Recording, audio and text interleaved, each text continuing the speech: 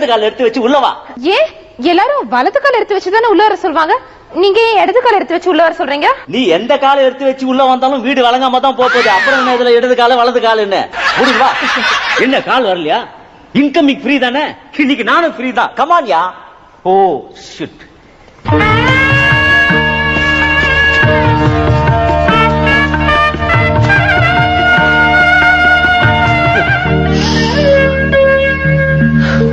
இந்த வீட்டுல தோட்டக்காரன், வேலைக்காரன், சமையல்காரன் யாருமே கிடையாது. எல்லா வேலையும் நான் தான் பாக்குறேன். இது திவ்யா ஒரு மாதிரி ஆயிட்ட. உன் ஃபீலிங் என்னங்கிறது எனக்கு புரியுது. அந்த 3 பேரை வேலைக்கு வச்சா சம்பளம் உங்க அப்பனா வந்து கொடுப்பான். ஏன் அட்லீஸ்ட் ஒரு வேலைக்காரி வச்சுக்கலாம்ல? வேலைக்காரியை வச்சுக்கிறதுல எனக்கு ஒண்ணே ஆச்சரியப்படல. அப்புறம் நாளைக்கு ஏதாவது ஏடோ உடம்பு ஆயிடுச்சுன்னா நீ கேள்வி கேட்க கூடாது. ஜோக்கியா மௌனமா இருக்கிறதுக்கு நான் ஒண்ணு மௌன ராகம் மோகன் கிடையாது, மோகன். இப்படிதான் மடத்தனமா பேசிக்கிட்டு இருப்பேன். சொல்லிட்டு பேசாம இருந்தா நல்லா இருக்காது. இந்த சோப்பெல்லாம் எங்க வாங்குறது தெரியுமா? டெல்லி திவான் கிட்ட வாங்கினது. அதோ அந்த எரியாத குண்டு வழக்கு, உன்ன மாதிரியே ரொம்ப நாளா கண்டடிச்சிருக்கிற டியூப் லைட், இப்பவோ எப்பவோ தலையில அறந்து ஒரு மாதிரி தொங்கி நிற்கிற அந்த அலங்கார வழக்கு, இதெல்லாம் யார்கிட்ட வாங்குறது தெரியுமா? பாம்பே பகதூர்லால் ஃபேமிலி கிட்ட இருந்து வாங்கினது. அதோ வார்னிஷ் போய் உன்ன மாதிரியே வாந்தி எடுத்து கிடக்குற அந்த டைனிங் டேபிள் யார்கிட்ட வாங்குது தெரியுமா? கோலியர் குல்பிராஜா கிட்ட இருந்து வாங்குது. எல்லார்கிட்டயும் இப்படி வாங்கி வச்சிருக்கீங்களே, வாங்கின பொருளை திருப்பி தரணும்ன்ற அக்கறை வேண்டாம்? அப்புறம் எல்லாரும் உங்களை அசிங்கமா நினைக்க மாட்டாங்க? அதெல்லாம் அசிங்கமா நினைக்க மாட்டாங்க. போய் போய் இந்த மூஞ்ச கல்யாணம் பண்ணிட்டு வந்துறான் பாருங்க, அதெல்லாம் அசிங்கமா நினைப்பாங்க.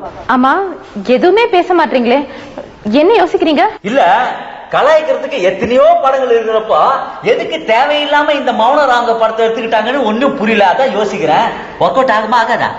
நான் உன்ன சொல்ல திவ்யா, நீதான் எதுக்குமே ஒர்க் அவுட் ஆக மாட்டேன்னு தெரியுமே.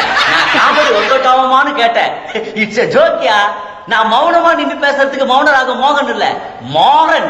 மடத்தனமா இப்படி பேசினா இருப்பேன். இன்னும் நம்ம வீட்டை சுத்தி பார்க்கறதுக்கு நிறைய இடங்கள் இருக்குது. இதே இடத்துல நின்று மொக்க போட்டுருந்தா ரொம்ப போர் அடிச்சு போயிடும். கமான்யா, கமான். பாத்தியா, இதுதான் என்னுடைய பியூட்டிஃபுல் பாத்ரூம். எனக்கு மனசு சரியில்லைன்னா அங்க உட்காந்துதான் ஃபீல் பண்ணுவேன். எனக்கு எல்லாரும் வயிறு சரியில்லைன்னா தான் இங்க வந்து உட்காருவாங்க. நீங்க என்னடானா மனசு சரியில்லைன்னா இங்க வந்து உட்காந்து ஃபீல் பண்ணுவேன்னு சொல்றீங்க? சரியில்லை திவ்யா, நீ பேசுறது கொஞ்சம் கூட சரியில்லை. நான் மௌன ராகம் மோகன் இல்ல, அமைதியா இருக்கிறதுக்கு மாற படாது கைய வச்சிருவேன்.